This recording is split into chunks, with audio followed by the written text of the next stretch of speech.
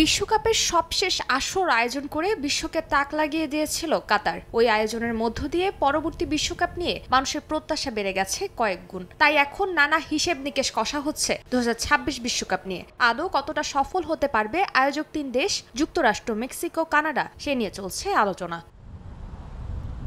ঠিক 2 বছর পর বিশ্ব আসরের উদ্বোধনী ম্যাচ হবে মেক্সিকো সিটিতে, আর আসরের পর্দা নামবে 19 জুলাই নিউ ইয়র্কের ফাইনাল দিয়ে। 2026 বিশ্বকাপে মোট 48টি দেশ অংশগ্রহণ করবে, যাদের 104টি ম্যাচ যুক্তরাষ্ট্র, মেক্সিকো ও কানাডার মোট 16টি স্টেডিয়ামে অনুষ্ঠিত হবে। এরই মধ্যে ট্রফি নেওয়া হয়েছে মেক্সিকোতে। বিষয়টি নিশ্চিত করেছেন ফিফা সভাপতি। আয়োজক দেশগুলো বিশ্বকাপের সব প্রস্তুতি নিচ্ছে বলেও জানান তিনি।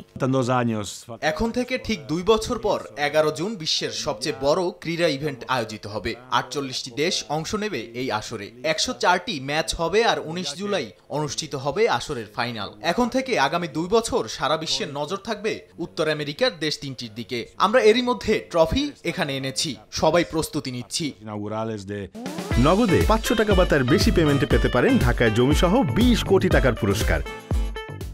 বিশ্বকাপের উদ্বোধনী ম্যাচ দিয়ে রোমাঞ্চিত খোদ ফিফা সভাপতি। মেক্সিকোর অ্যাজটেকা অ্যারেনায় সাজছে নবরূপে। পেলে ম্যারাডোনার স্মৃতিময় স্টেডিয়াম থেকেই কিক অফ হবে বিশ্বকাপের, যা তৈরি করবে নতুন ইতিহাস।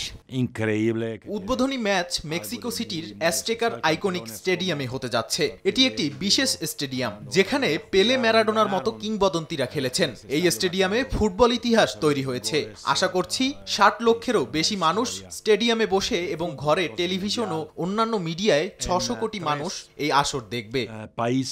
এবারই প্রথম 32 দলের নকআউট পর্ব দেখা যাবে। 2025 সালে অনুষ্ঠিত হবে বিশ্বকাপের আনুষ্ঠানিক ড্র।